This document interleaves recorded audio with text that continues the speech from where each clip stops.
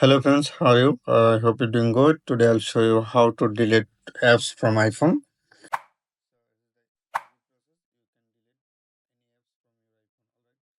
So this is the easy process. You can delete any apps from your iPhone. Alright. So if you want to delete any apps, you can just tap and hold.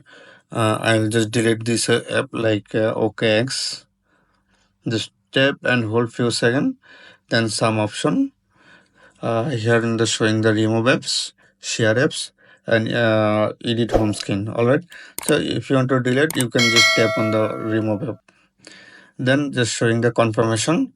Then if you want to delete, you can just ensure the delete app and tap here.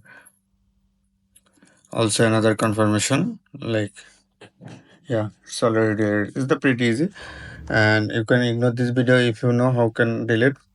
So thanks for the watching. Bye bye.